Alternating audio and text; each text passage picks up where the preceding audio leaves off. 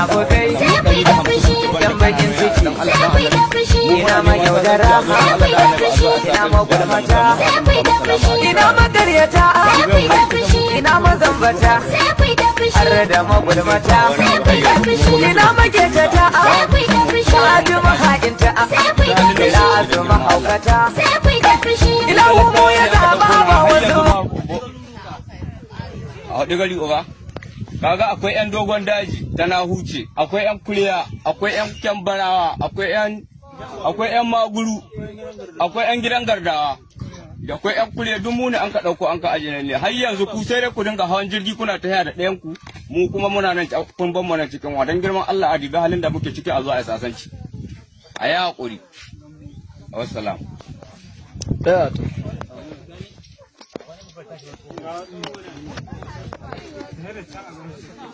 nan ma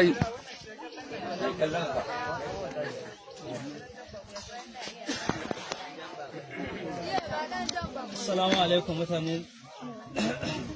Assalamu alaikum mutanen jihar. Assalamu alaikum mutanen jihar Zamfara. Don Allah adiba don Allah ayi adalci don Allah ayi sasanci don Allah muna cikin halin rayuwa. Muna cikin halin rayuwa. Akwai mutanen Kyambara, akwai mutanen Dogon Daji, akwai mutanen Jamba. akwai mutanen kuliya Alhaji zuwa daga gare ka.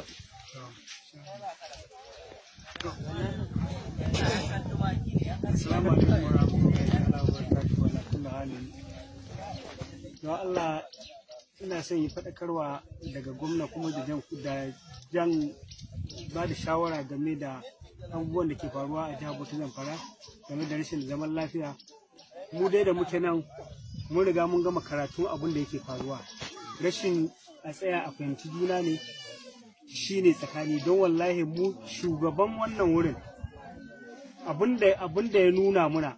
yana nuna muna kaman shi ana son a nuna mai shi ba wani abu ne game da gwamnati yana a shirye yake shirya da gwamnati a yi sasanci sannan kuma a samu maslaha da kowane dan al'ummar jihar Zamfara. To muna kira ga gwamnati mu wani yaƙi da za ake cewa ana yi wani meme da ake cewa ana yi mu duk ba wannan bane gaban mu don girman Allah a fuskanci halin da muke ciki yanzu wannan daban da muke akwai akalla mutum 150 akwai wata 200 da wani abu akwai suna nan kala ya za mu yi da rayuwa ni dai ina ba da shawara sannan kuma ina kira ga gwamnan jihar Zamfara ya sani fa shi fa mutum ne mu ma mutane ne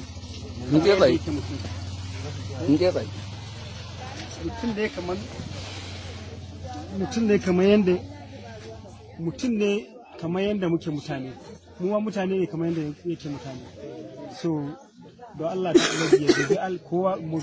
adalci dai na shugabanci a dubi Allah a dubi halin da rayuwar al'umma take ciki a duba To sai ai. Ni ke tsaye. Assalamu alaikum. Ya jama'a jihar Zamfara. Don Allah don Annabi muna kira gare ku ku dubi halin rayuwarmu. Ku dubi yanayin da muke ciki ga rayuwarmu. Ku dubi cewa halin da duk ɗiyan talakawa ne kuma ɗiyan talakawa su kuma sun kai tsaye sun ka zaɓe ku. Ba magana kuɗi ba magana kuɗi kai ba don samun ci gaba to su ɗiyan talaka ba su samu ci gaba don girman Allah a taho a nemi sasanci a tsaya a yi sasanci kowa ya san matsayi ne a ba kowa dama ta ya wala su Fulani a ba su dama su je su yi abin da suka so mu Hausa su ba mu dama mu shiga cikin daji mu yi abin da muka so mu samu sukuni akwai yarjejeniya tsakanin talaka in billahi da Bahaushe akwai amintaka kwakwara amma yau ta yanki don haka don girman Allah ku dubi rayuwarmu ku ceci rayuwarmu halin da muke ciki yanzu mu yanzu ne rukume mu na mu tsakanin Kyambarawa da Maguru da Dogon Daji da gidan Gardawa wallahi da Kuriya mun kai mu 200 har banda ƙananan yara ga muna zube wuri guda don hakan ga ku dibi ceci rayuwar mu jama'a in yanzu an ga ce rayuwar mu yanzu nan ku sani sai Allah ya tambaye ku sai Allah ya tambaye ku don da mun ka an ka ce kun ka hito kun ka ce a zaɓe ku an zaɓe ku ba don kuɗi ba ba don mi ba don dai samun ci gaba to kaga mu ba mu ci gaba ba mu ba mu ci gaba mu mun ci baya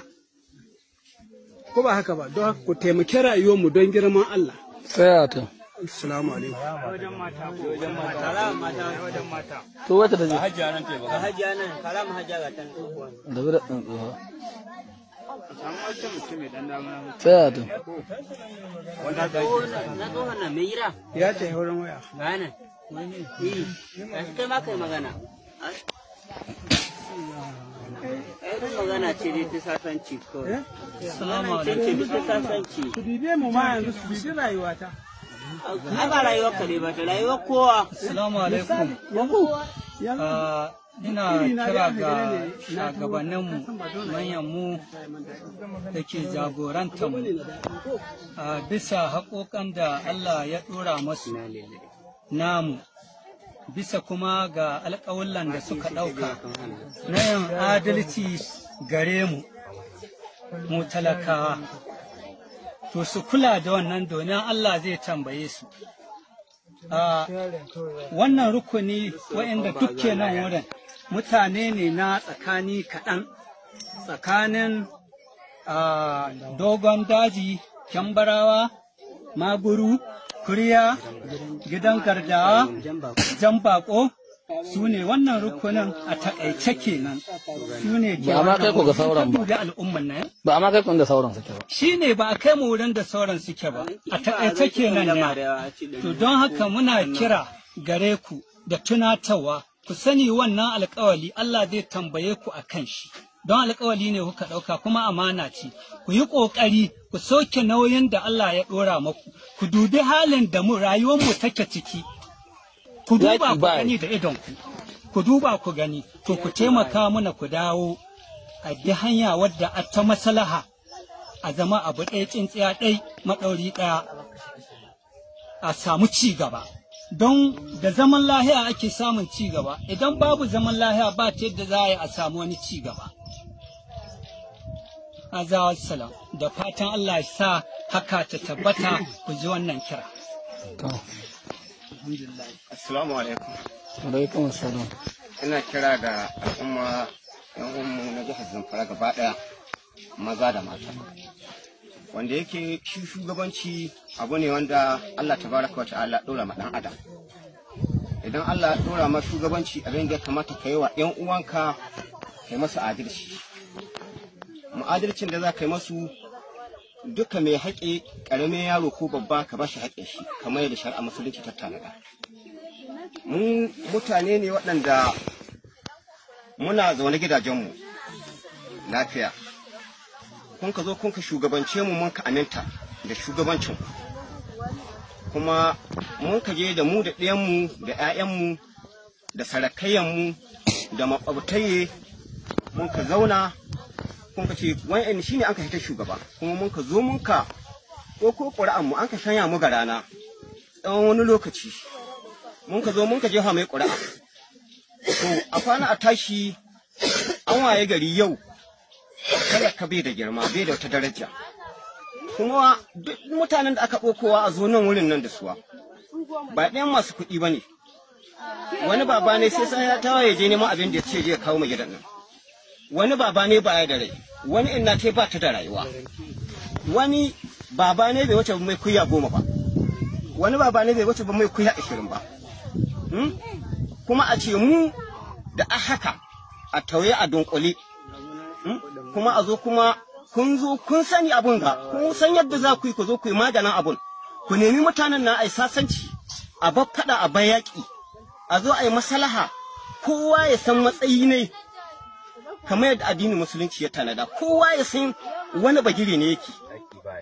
yaƙi bai yi amma mu dai ga munan kawai kara zube kuma jihohin arewa babu jihar da wannan al'amarin ya fi kamari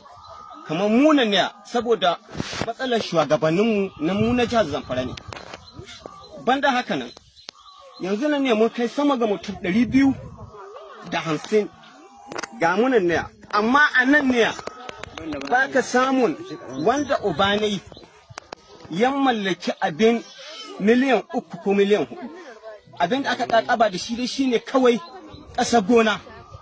Wani kuma uban nashi ya mutu, an kasa masa yan kuyan 5, 10, 6, 9. Haka al'amuran nan suke, kuma yanzu su ne dole mutum zai ɗauka ya je ya saida domin ya zo domin ya fanshi kai ne ce rayuwa ta. Saboda haka ina kira ga al'umma dan Allah a diba muna halin ga a zo a yi mutanen nan suna neman a yayi sasancin nan da suwa, amma abun nan ya gagara, rayuwa ta riga ta yi nisa. Azza wa salam, ubangiji Allah ka samu gani. To amin. Sai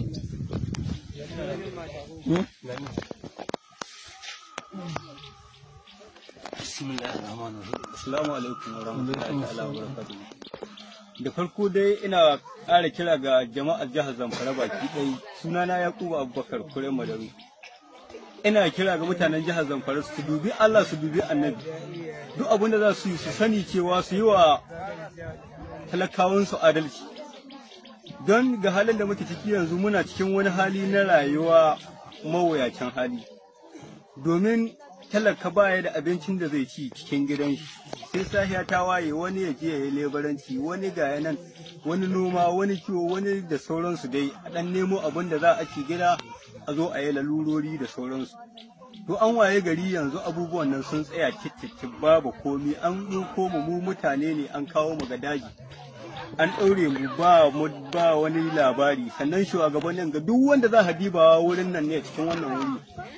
Babu ɗan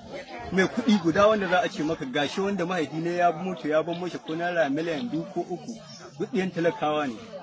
To don Allah don annabi shugabannin ga su dubi Allah, su dubi ma'aiki, su tausaya ma rayuwarmu, su sani duk abin da za su yi fa ranar gobe alƙiyama sai ubangiji ya bincike su tausaya ma rayuwarmu, don Allah su cece mu ga wannan hali da muke ciki,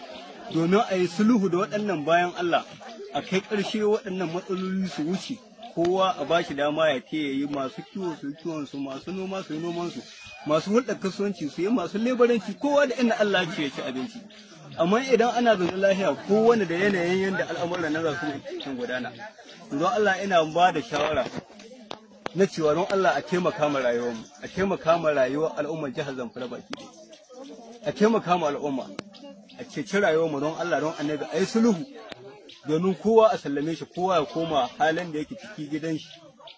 kowa ya ci ga lalurar iyalin shi da sauransu. Don Allah a tausaya mana a ceci rayuwarmu. Sai mata shi ke nasi. Miƙe to.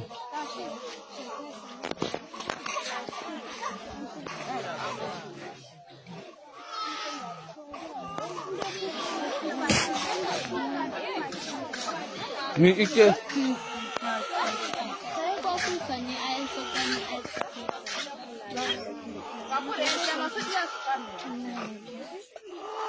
Don Allah da annabi ku riba yanayin da muke ciki, ku riba iyata, ku taimaka mana yan gidan gardawa ne, ku riba iyata wadda ta koma, ku taimaka mana don Allah da annabi ku taimaka. Kuma haru da ku riba ku gani. Ya taimaka mana ya kwanci mu a gidan ku riba ku gani da iyaka ta koma wata lafiya. Wanga mai kiwon ya ga kiwowa don Allah ya taimaka ya fanshe mu ya kasa da kai ba da annabi ku diba ku gani ku diba halin da muke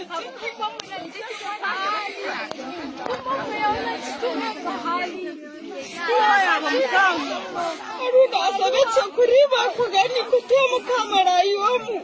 ku taimaka mana da annabi. Ina son zaman lafiya, kowa ya zama lafiya, kowa ya wani. Masu yanke sun fi sauran da kowa ya ba mu samu wata zamu yi wata ita ce ta hannu. Wanda a gidan garda don Allah don annabi in ya gani ya kokari ya anshi lamba waya don Allah ya kira mu gane lamba ba kai ya wata ita ce wadda za a gane wadda za a bugu wa rayuwar mu ta sani kowa na magana ban damuwa. Hayo mu samu lambar waya wadda ta ce yan gidan garda don Allah a taimaka da inda sun ji lambar waya ta shi